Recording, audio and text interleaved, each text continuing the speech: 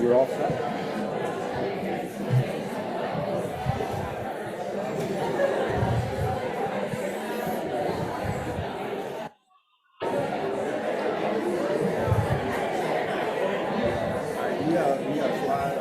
I do not, so I'm just a talk guy. I've done the PowerPoints in the past, and I stopped doing them because I think that one of the things that happens is I think people stop paying attention to the speaker and they just look at the slides, and that's kind of what happens to me too when I'm looking at presentations and stuff. I get, you look at the slides and then you're not, you're not paying attention.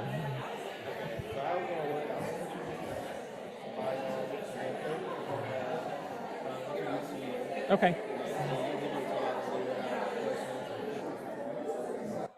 Okay, so how long, so I know you said start at noon, so how much talk time do I have?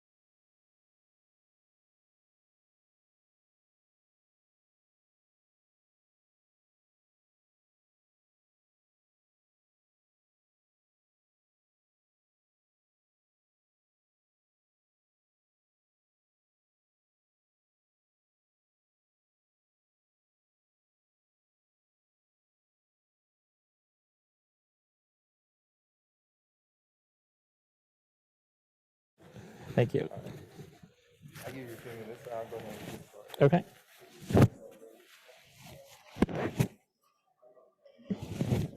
All right, good afternoon, everyone.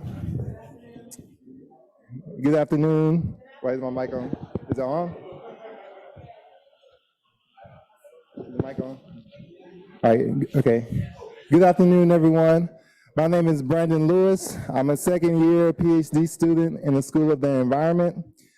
I'm also a member of the on the BIOMES committee. So if this is your first time at BIOMES, welcome. So BIOMES stands for Bridging Issues and Optimizing Methods in Environmental Science. Is YSE's lead seminar series that we host here. And we're happy to have you here. So a few housekeeping things I'm gonna go over. So we're still recruiting members for the BIOMES committee. So if you're interested in joining BIOMES and you love what we do, you love connecting, you have a speaker that you're interested in connecting with, and we'd also love to be a part of the organizing committee, please send me an email, brandon.lewis@yale.edu. And you can also see me around campus. And also Gabriel is here somewhere. I think he's at the back. So you can get in contact with him, and also Melanie at the front. So we have a great speaker for today. Usually after the BIOMES talk, we have a dinner that we also host with students and the speaker. and we just had 2 spots that opened up. So if you enjoy his talk and would like to get to know Paul more, please see me at the end and run up to me. So we have 2 spots left for the dinner. The dinner will be tonight at 6 p.m. So just let me know. So now I'm gonna bring up Faith Taylor, and she will get the introduction for Paul.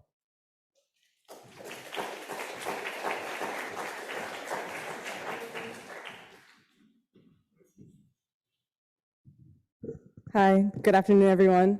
My name is Faith Taylor. I am a second-year PhD student here at the School of the Environment, and I am not a part of BIOMES, but I'm grateful to BIOMES for allowing me the opportunity to bring in Paul Wright as one of our speakers. My dissertation work is on incarceration and environmental justice, and part of the reason why I wanted to bring in Paul is because he's been doing a ton of advocacy in that area, and he himself was formerly incarcerated.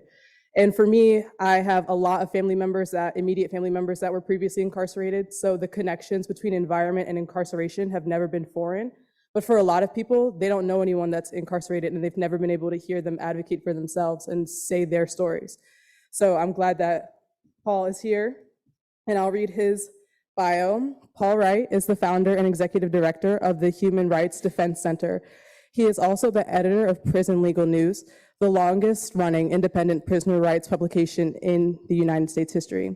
He has co-authored 3 Prison Legal News anthologies, and his articles have appeared in over 80 publications, ranging from Counterpouch to USA Today. Paul is a former prisoner who has been reporting on these issues of environmental injustice in the carceral space for over 32 years.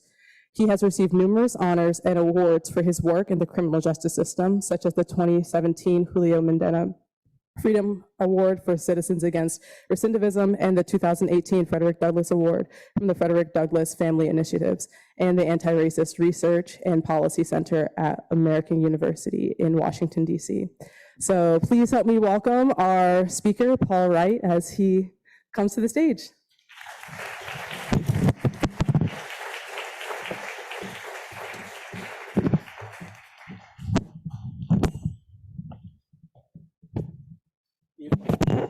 Even if my mic didn't quite make it. So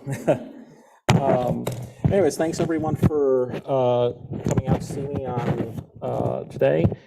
And real quick, as I've speak at Yale, usually it's at the law school. This is the first time I've spoken at Yale, and it hasn't been at the law school. But real quick, how many of you know someone personally or are related to someone who's been incarcerated?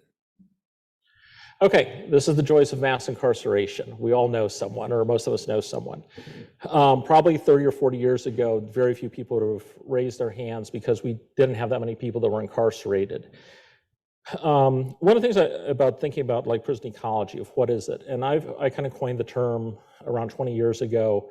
And I kind of think about it as this is kind of the intersection between mass incarceration and the environment, but specifically the negative impacts of the environment, environmental degradation, environmental destruction. And historically, this wasn't really an issue, because when you look at the American prison population up until around the 1970s, on any given time, we'd have 200,000, maybe 300,000 people locked up. And those numbers were pretty stable from around the 1920s, when they really started keeping statistics, up until the late 70s, early 80s. And then as the US prison population, the jail population began to expand, they kind of went on a big prison building binge. And that was one of the things that in the 1990s is when the US really started building prisons. And to put in context, when I started Prison Legal News in 1990, the US was caging around 1 million people. By the year 2000, the US was caging 2 million people. And today we got probably around 2.3, 2.4 million. You know, it's not expanding as fast as it was, it's contracting in a few places, but the numbers are kind of holding steady and slowly growing in some places. But nationally, the numbers are steady. So one of the things that happened during the 1990s, when the US built around 1,500 prisons around the country, and to put this into context, the US was opening around 2 to 3 medium and maximum security prisons a month around the country. And one of the reasons I know this so well personally is because we kept having to add new prisons to our subscriber database to show where our subscribers, where our readers were going. And one of the things that we find is that as you're building new prisons, you need places to build them.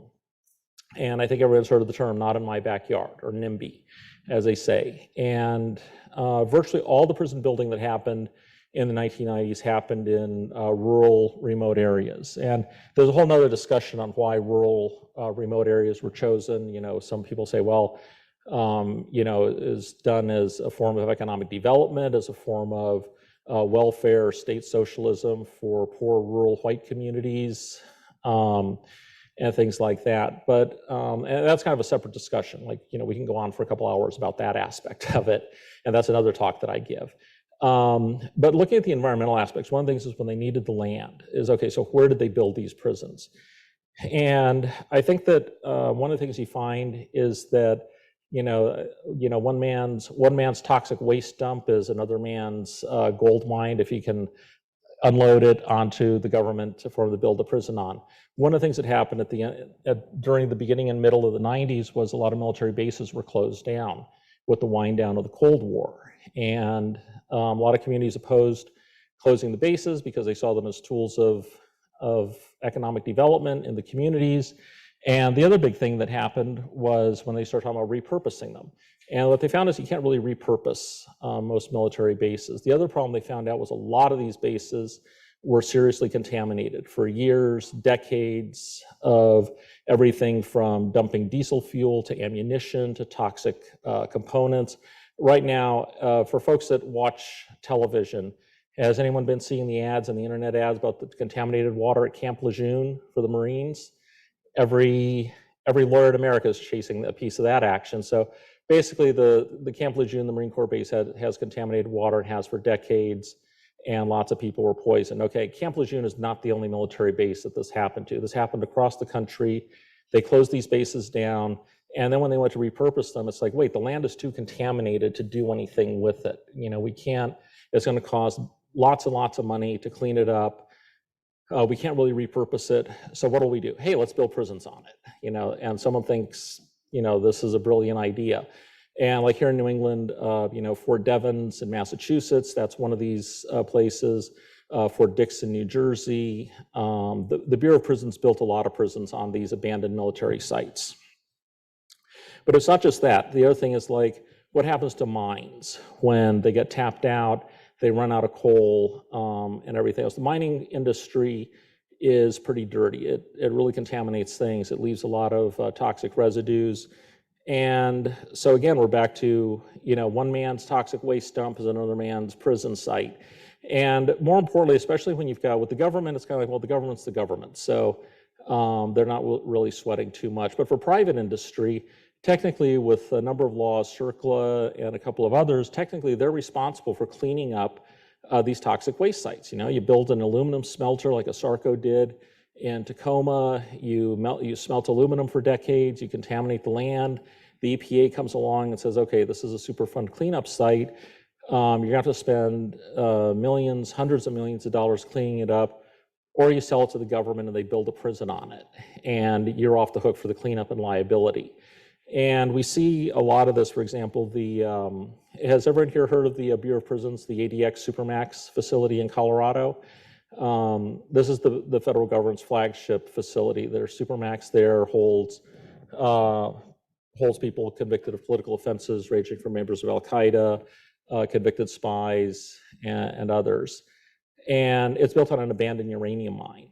And it's not just that prison. There's around the federal government has 4 prisons in its Florence federal prison complex. The state of Colorado has around 6 prisons, like 4 or 5 miles down the road, that are also built on this, you know, abandoned uranium mining complex.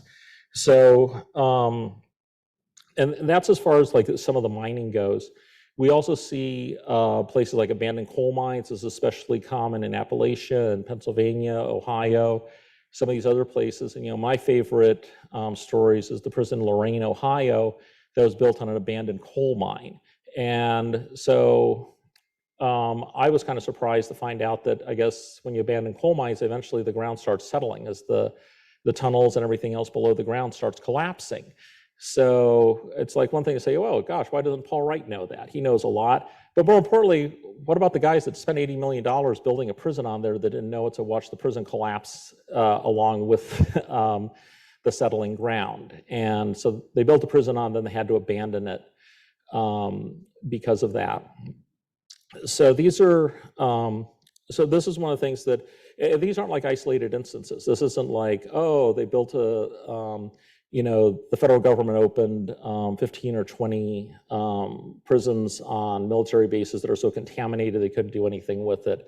Oh gosh, it's too bad that a couple of mining companies offloaded their liability and abandoned mines to the government and did that. No, it's like happening like dozens of times. And then there's places that I call the, you know, the trifecta prisons. And one of my favorites is the Northwest Detention Center in Tacoma, Washington. It's built a Sarco aluminum operated smelter there for decades.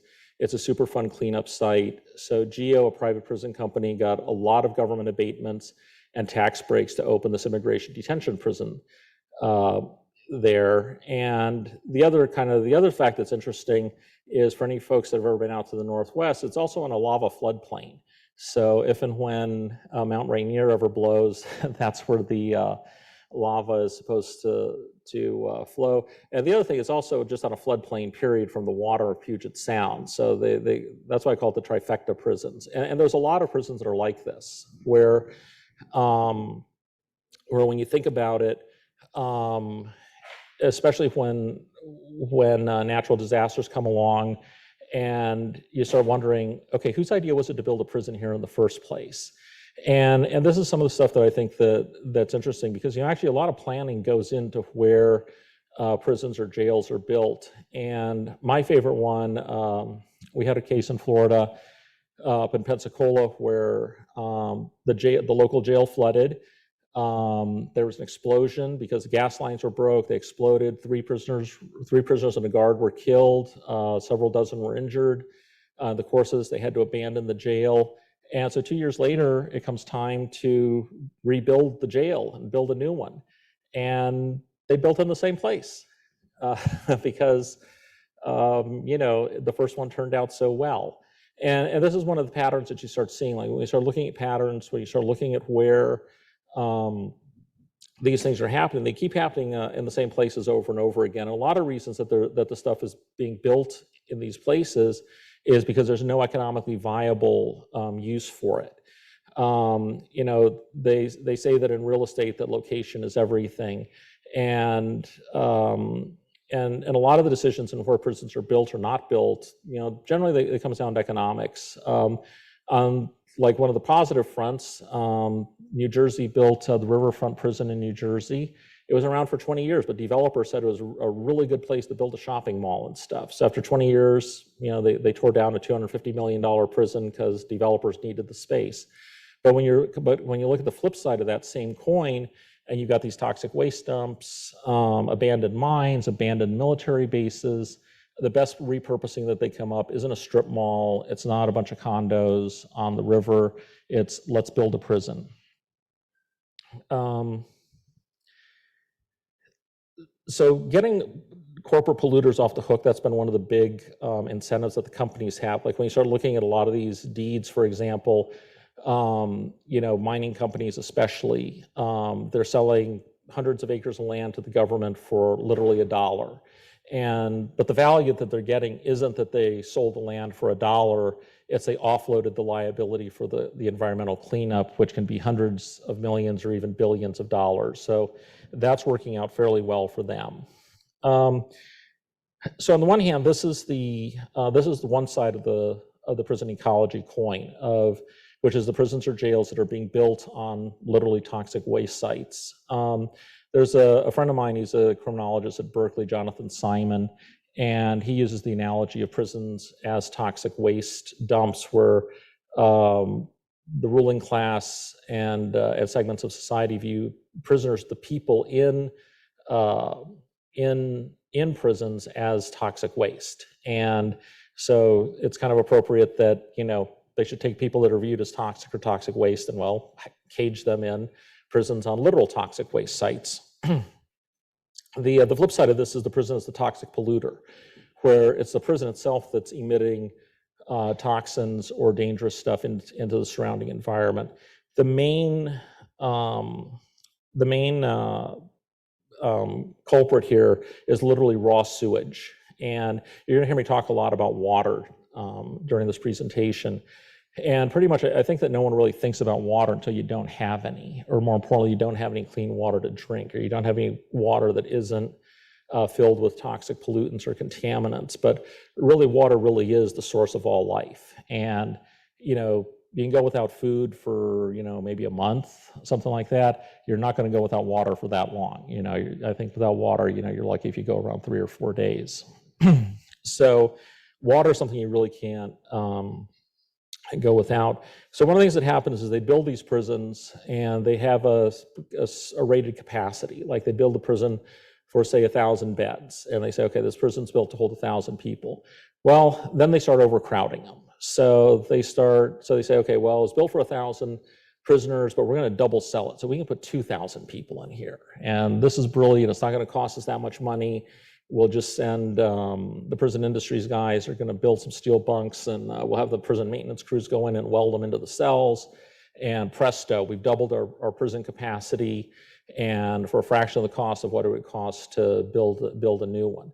But what they don't do is they don't double the size of the waste treatment plant that was built to accommodate 1,000 prisoners. And this is kind of one of those, you know, back of the envelope calculations that if 1,000 people generate X amount of sewage every day or every week, you double that, chances are the amount of raw sewage is going to double. So one of the things we've seen around the country is we see a lot of prisons literally being major sources of raw sewage dumpage into the water surrounding prisons and jails. And a lesser culprit is prison industries, where I think the joke is everyone knows that the joke's about, you know, license plates being made by prisoners, and it's not really a joke. Pretty much in all states they are. And, you know, I always thought the cruelest irony has to be prisoners in New Hampshire cranking out live free or die license plates, but, you know, the ironies abound. But these prison industries also generate a lot of toxic chemicals. Usually in most states, all the road signs that you see on the interstate, as you go up and down, those are all made in prisons. And if you start wondering about, you know, the chemicals, it's like, wow, that sign sure does reflect light pretty good at night, and wow, it's sleeting and it's out here in the elements. It sure holds up pretty good. Well, think about the chemicals that are being used to get that effect and to make them last, and those are being used in prisons. And the prisons don't do this stuff any better than they do anything else. So you've got the toxic chemicals from prison industries leaking out as well. So that's one of the other things. When we talk about, there's also the thing, I mean, on the one hand, I start out talking about, you know, the prisons are built on toxic waste sites that are created by man. One of the other things that you start seeing too is when you start wondering about you know, okay, whose idea was it to build a prison here? Then there's the natural occurring things that aren't so great. And the state of California built, they doubled their prison system in the 1990s. And I think that's one of the things that I like to point out is the fact that, you know, I think in the last 30 years, California has built 14 or 15 new prisons and only one new university. So, which goes to show kind of where the economic priorities are. And they built a prison in Kern County, even though the water in Kern at the prison and throughout Kern County is filled with arsenic. And it's not just a little arsenic, but, you know, it's well beyond the levels. It's well above the levels that the EPA and most medical professionals consider safe for ingestion. And remember when I'm telling you that you can't go too long without water. And bottled water isn't really an option. Well, it is an option for prisoners. It's an option for staff who are there for 8 hours a day and they bring their own water with them, and they do. It's not an option for the prisoners. And it's not just that they're having to drink the arsenic contaminated water. They're also having to bathe in it. They're also having to have their clothes and bed linens washed in it as well. And it's one of those things where everyone in government thinks it's a problem, but not a big enough problem to close down the prison they spent $200 million to build. And a bunch of the other prisons that they've also built are also subject to things like a valley fever. This is a naturally occurring spore in the ground.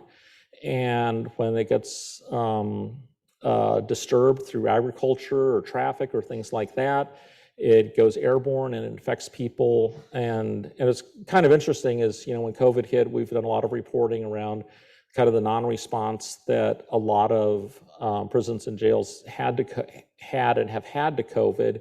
But it's just kind of a part of a continuum. In other words, this isn't like a new thing that, oh, COVID, they just didn't know what to do. No, actually, when you look at it, when they've had other illnesses, whether it's drug-resistant tuberculosis, HIV, MRSA, and other diseases, including airborne diseases like tuberculosis and like valley fever, you also see the non-response. In other words, this wasn't like a new thing that, oh gosh, what do we do? So you've also got the natural contaminants like that, and that kind of varies from place to place. But again, you're also we're back to who made the decision to build the prison there, and then we're back to gosh, whose brilliant idea was it to build a prison in Kern County where everyone that lives there knows the water is filled with arsenic. So why are you bringing people there? Well, that's also the thing, because the water is contaminated with arsenic. You're not really going to bring, the state university isn't going to build a school there because you guys want to go to a school where your water is contaminated with arsenic? I don't think anyone does. And so if you take choice out of the matter, and you got to bring people there at gunpoint and keep them there at gunpoint, well, they're going to be locked in a cage drinking arsenic contaminated water. And this is one of the things that we see nationally. And again, like these examples that I'm giving, these aren't one-offs. If you go to our website at prisonlegalnews.org, we've been reporting on this stuff for over 30 years now. And like for every example I give, there's dozens more out there. And the other thing too is this is also the proverbial tip of the iceberg.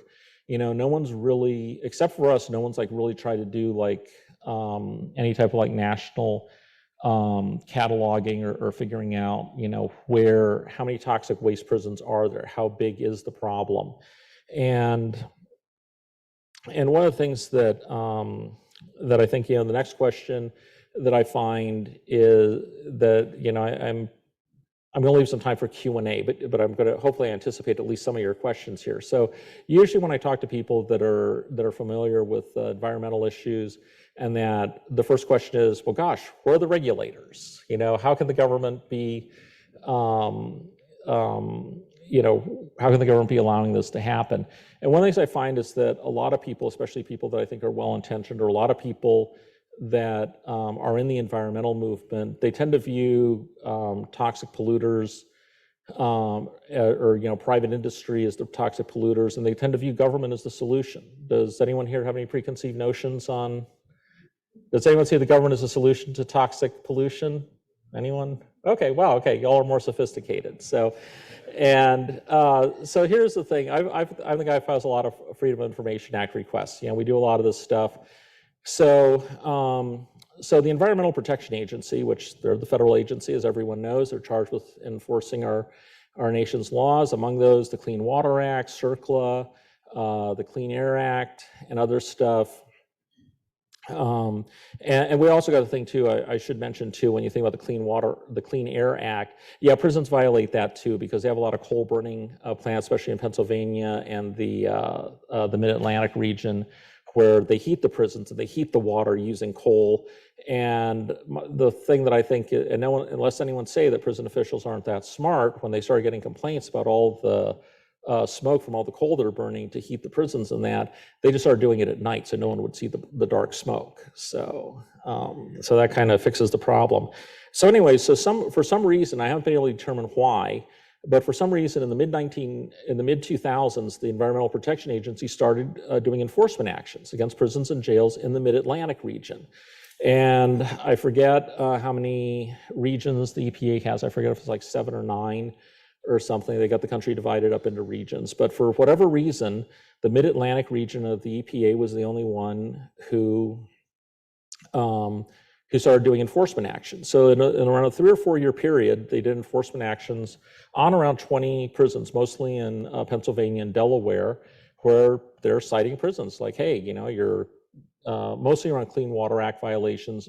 Clean Water Act, where they had everything from fuel tanks on the prison leaking into the groundwater around the prisons. And a lot of these were older prisons. These were prisons that had been built in the late 1800s, the early 1900s. Literally, these are 100-year-old prisons, and they'd put fuel tanks in, you know, in 1920 when electricity was starting to be a big thing, and they're literally electrifying the prisons. And, you know, 100 years later, these fuel tanks are, well, they're leaking fuel into the groundwater. And so the EPA is carrying out enforcement actions, and basically they're levying fines, which not big fines, but, you know, kind of, you know, $20,000, $30,000 fines, which I'll tell you, for agencies with billion-dollar budgets, they spend more money than that on paper clips. It doesn't have much of an effect, but they were doing this. And then for whatever reason, they stopped doing it. And I haven't been able to figure out why they started or why they stopped. The more interesting thing was a couple years ago, around 4 or 5 years ago, I had an intern who was interested in environmental issues. And he was from NYU, and he was with us all summer. And one of his projects that I gave him was, I said, you know, we haven't had a lot of time or resources to do this before, but why don't you go through the EPA website and see if you can find any other enforcement actions that they've carried out before, you know, against prisons or jails, just out of curiosity, because I know they did it at one point. They stopped it as only the Mid-Atlantic region. We'll see what we can find, and if we don't find anything, we'll file a FOIA request just in case we're missing anything that isn't public. So anyways, so he spent around a week doing it. He didn't find anything, but more importantly, what I thought was interesting was the enforcement actions that I'd found on their website around 10 years before, in 2007 or 2008, were no longer there. They're still on our website because I downloaded them, and we uploaded them to the Prison Legal News website, which apparently is the only place where they're publicly available now. And then when we contacted the EPA about, so wait, the response to our Freedom of Information Act request was no, they haven't done any more enforcement actions. And so then when I asked them against prisons or jails, and when I asked them, well, what about the ones that were on your website from before? How come those are no longer there?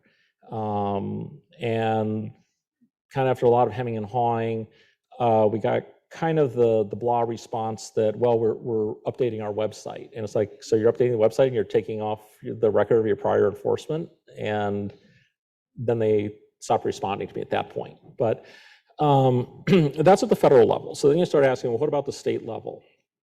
So one of the things that kind of becomes interesting is, like in California, we find that the California prison system is massive. It's one of the biggest ones in the country. They're down to around 130,000 prisoners now. They did this massive prison expansion, as I mentioned, in the 90s. Their prisons are very troubled. They have lots of issues, and their Department of Ecology is actually pretty good. You know, they're also very cooperative on FOIA stuff. You know, I file a FOIA request with them, and okay, Paul, we're working on your FOIA request. Can you give us some more time? You know, absolutely. And you know, then it comes back, okay, we've got 5 gigs of data for you. What's the best way to get it to you? And like, flash drive works fine. And when you start looking at like what California regulators are doing, it's like on paper, they're finding all these massive Clean Water Act violations. They're finding all kinds of problems. They're documenting them. We've got everything from you know, the raw sewage being discharged by these prisons into waterways, and into the groundwater. We've got toxic chemicals coming from prison industries. They're doing a fantastic job of documenting it, and a magnificent job of pointing out that, yes, there are serious environmental violations going on. So the solution is you have one branch of the Attorney General's office representing the Department of Ecology suing the Department of Corrections and Rehabilitation for violating this. So you've got 2 branches of the same state agency, the Attorney General's office, one agency suing the other one, and they fine them. And so the Department of Corrections every year pays tens of millions of dollars in fines to the Department of Ecology, but they don't fix the problem. And they've made the assessment that it's cheaper to keep paying the fines from one state agency to another state agency than it is to actually fix the problem. So you still wind up with the raw sewage being dumped into the waterways.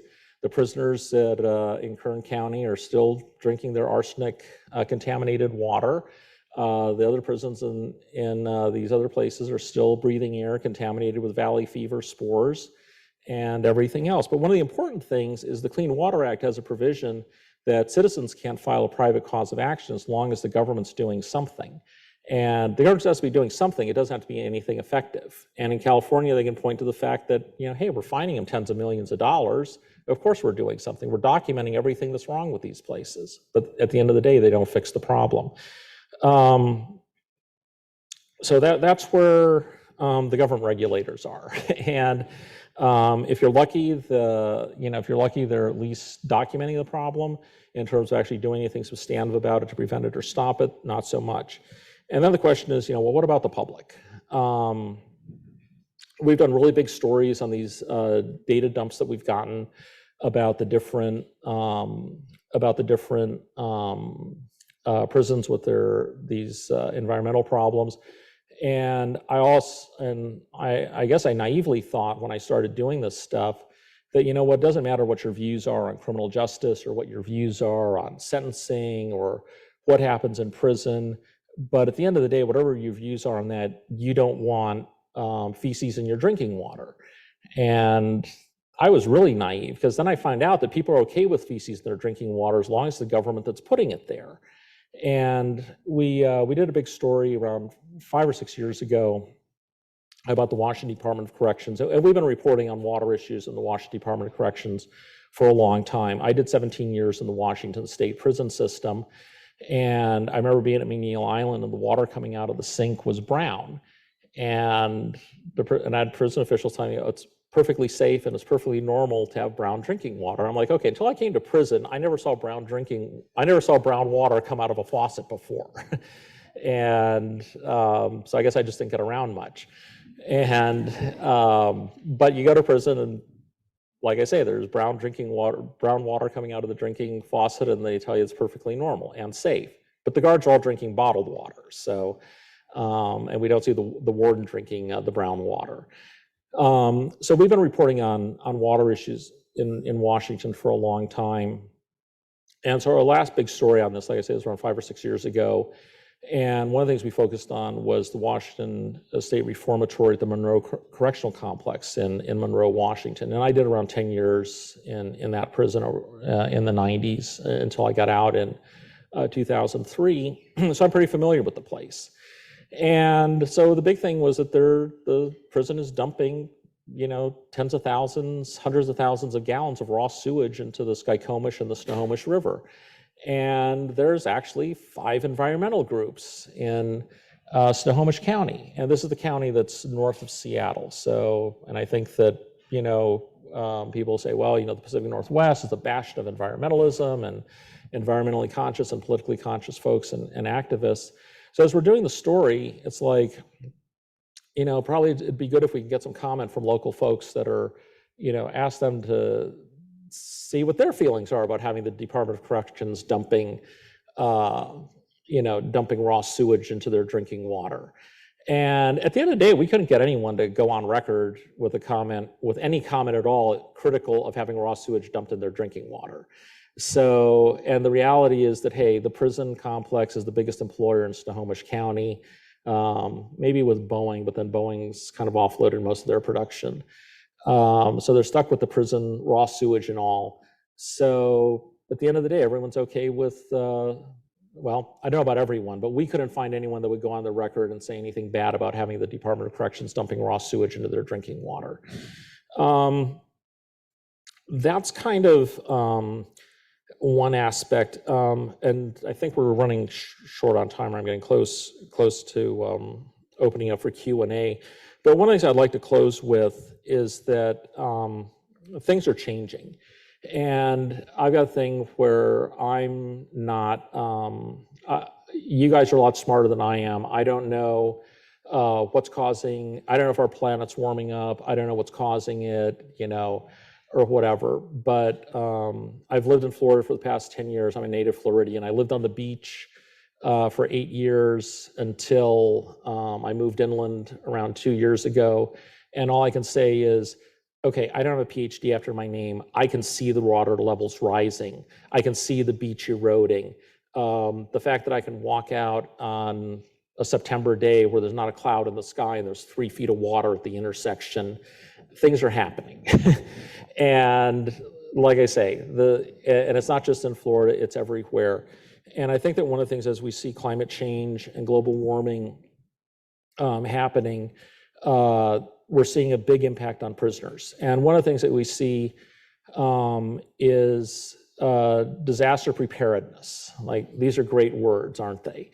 And you think, well, gosh, the government, they're supposed to be planning for all this. And when you start seeing like what happens when hurricanes come barreling in, and like I say, we've been reporting on this stuff for a long time. So going back to, it's Hurricane Katrina back in 2005, Hurricane Sandy in New York, and you think, well, gosh, you got these, meteorologists are predicting these are really big hurricanes that are headed towards land. What about people in prisons or jails?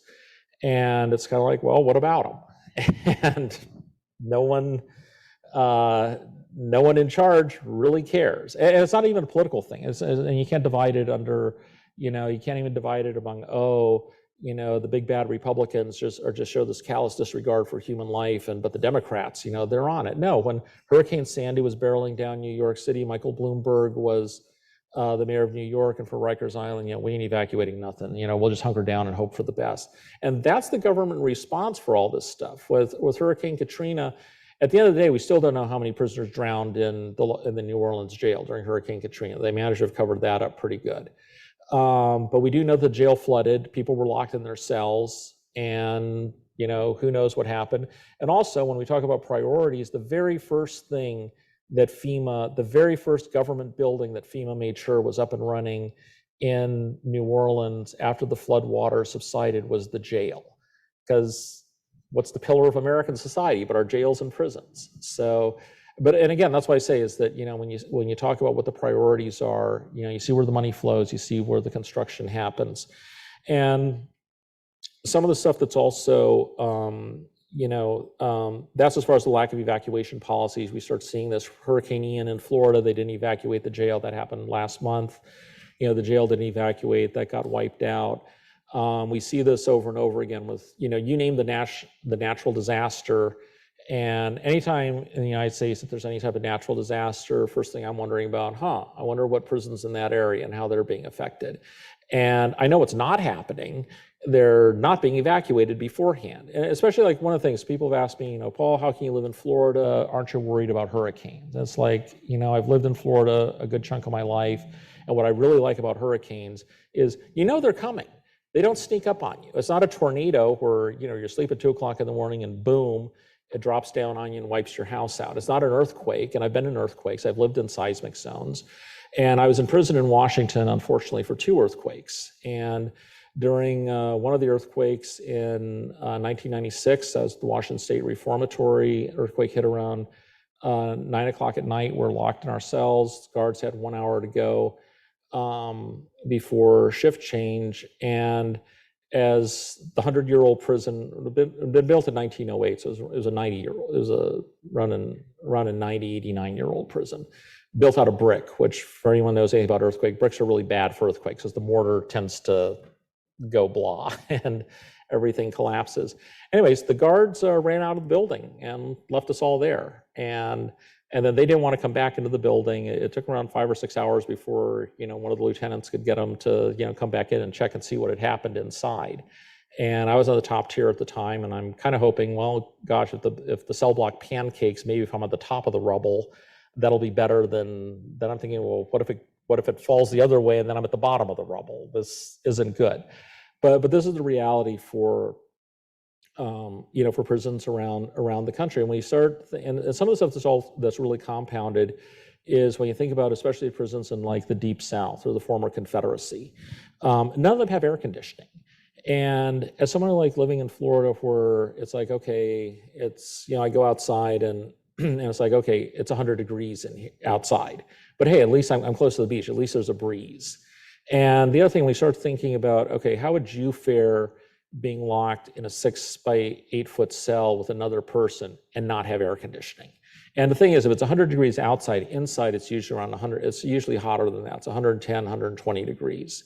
And we get letters from prisoners and in Florida, you can see where in the summertime, you can see the paper is all wrinkled up where they're sweating on the paper, and it's causing the paper to wrinkle. But this is pretty much the norm from Florida to Texas to Louisiana and all these places where they don't do the air conditioning, and that's a conscious decision.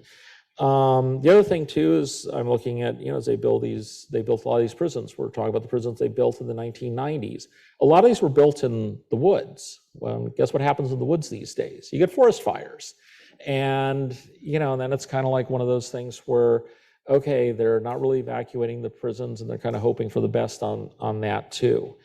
Hurricanes and floods, kind of same thing.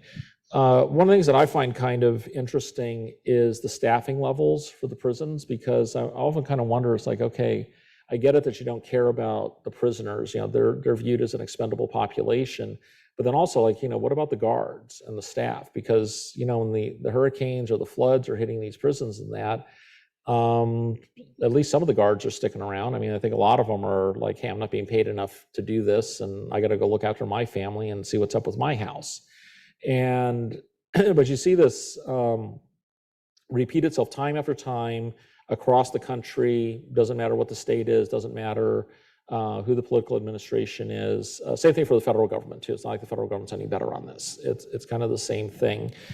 So these are things that have been happening. I mean, it started happening. I think we've been seeing the intensification with the hurricanes, probably starting with Katrina. I think that was like kind of the big one in 2005, and it's kind of intensified since then, with Ian last month being, I think, just the latest one.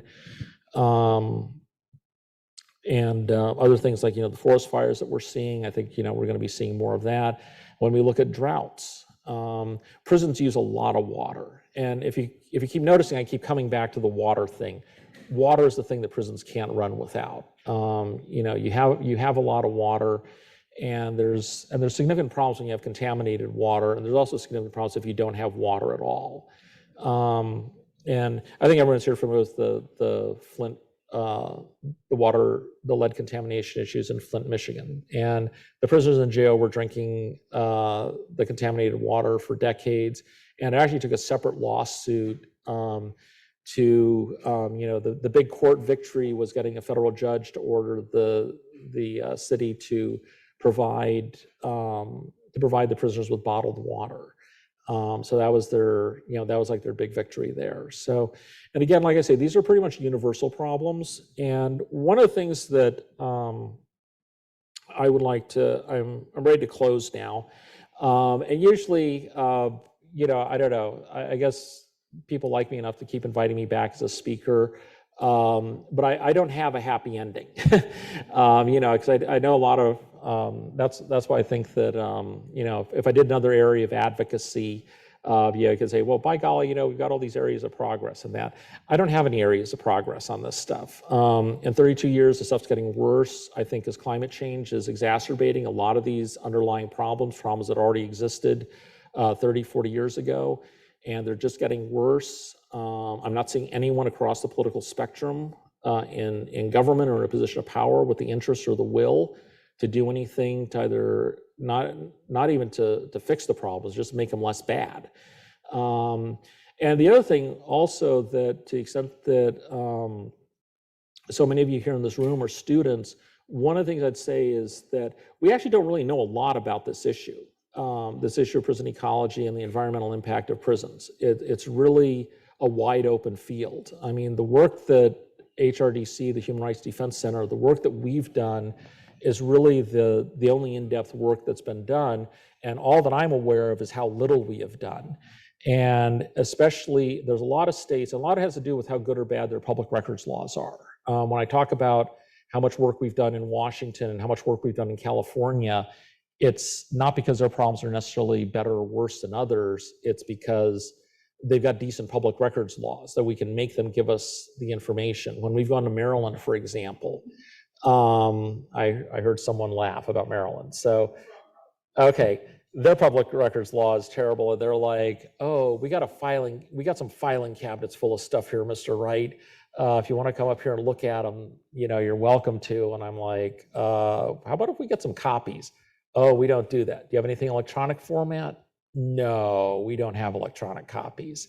And so what do I got to do to look at them? Well, you can pay 25 cents a page and we'll photocopy them for you. So we need around $15,000 to do this. And that has the desired effect. We don't have $15,000 to see how bad their water issues are.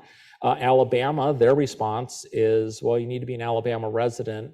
And by the way, we don't really respond to public records requests unless a judge tells us to. And Alabama is one of the states where you can't get attorney's fees even if you win. So who knows what's going on in Alabama. And I just point this out that there's a lot of, there's a lot of work. And when people ask, like, what can I do? I'm just one person. The government's not really doing anything.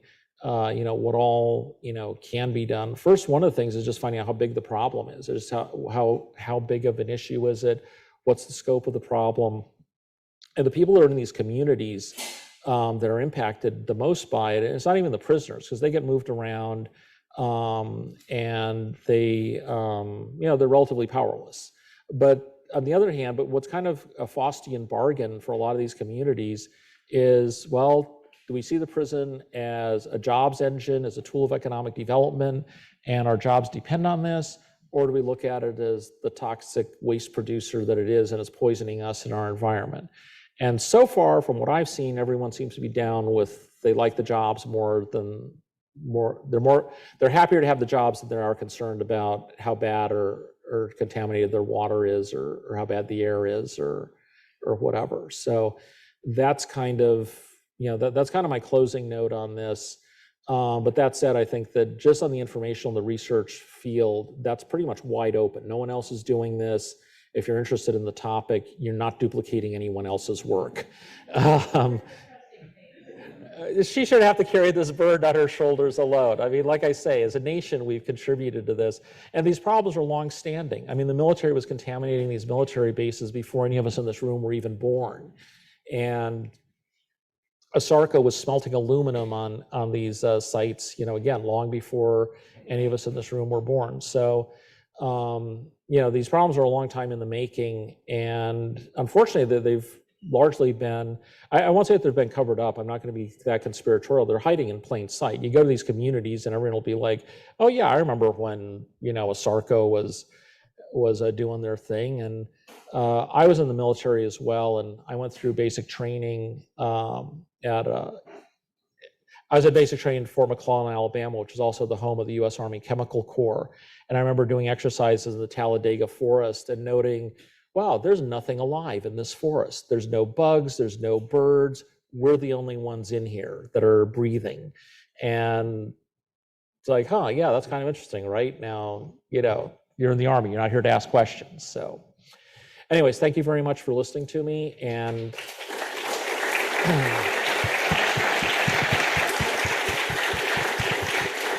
Right. and you can go to our website, prisonlegalnews.org, and we have lots and lots of information about this. So, anyone have any questions? Yeah, I think we have time for one or two questions. Thank you so much for speaking today, for coming here. I have two questions that are hopefully related. One is, how do we improve the problem of data availability and transparency around incarceration and around related environmental justice issues? And then secondly, and maybe data is part of the answer to the second question, is how do we change the perception of prisoners so that we see them more as human beings? Because as you were saying, a big part of the environmental justice problem with incarceration has to do with the American public seeing, and to some extent in politics, people seeing prisoners as expendable. How do we change that perception to address a lot of these issues that you're talking about? Sure. The other thing too is if I haven't had lunch yet, so if anyone wants to go to lunch with me and carry on the conversation, I'm happy to do so. I can eat and talk at the same time. So if you're really interested in the topic, so. Yeah, I feel like it might be a lot to answer both at once, but I'll talk fast. There's no time. Okay, as far as the question about the data collection, in some respects, I think in some respects, that's the easiest one. In a lot of cases, the government has the data, but we've also been doing an investigation about radon in prisons. That's something we filed an amicus brief. In fact, there's a prison here in Connecticut that's subject to radon exposure, and prisoners filed suit over that. We filed a friend of the court brief. And so we're looking at other places that are prone to radon. How big of a widespread issue is it? So the interesting thing is, here in New England, if you want to sell a house, you got to do a radon report, but if you're actually running a prison, you don't.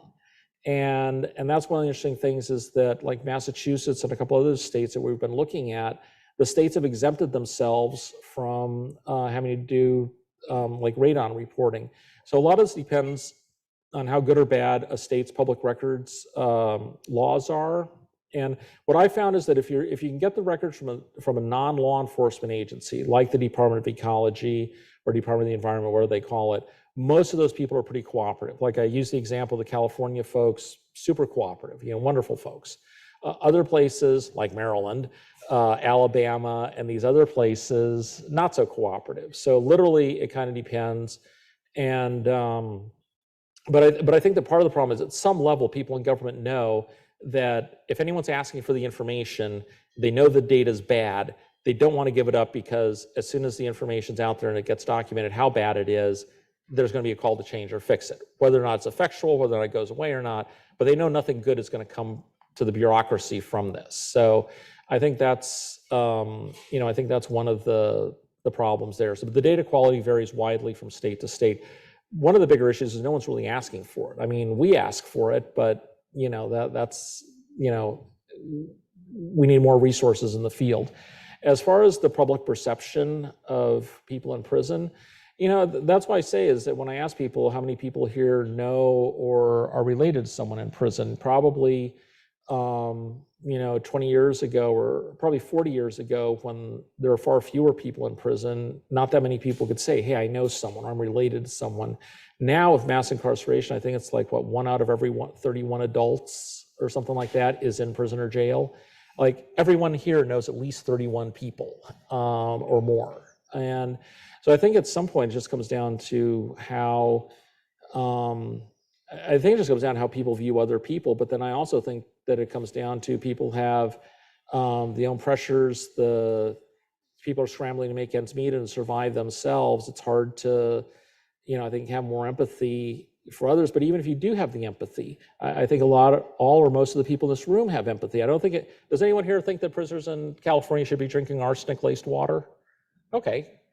See, none of us think that, but they're still drinking arsenic-laced water. And so the question is, how do you get the government who's created this problem and is perpetuating it, how do you get them to change? And that's where I think is the problem, is that regardless of our views on the problem, I mean, I'm certainly down for all kinds of change. But the problem is, how do you make change happen? And that's kind of where we run into the problem, because you have all the empathy in the world and all the best humanistic instincts and everything under the sun, but the people holding the guns that are running the show don't share that view. We're back to the guys in Kern County drinking the arsenic water and the prisoners in Flint, Michigan drinking the lead-laced water. And yeah. Okay, I'm available. So the other thing too is,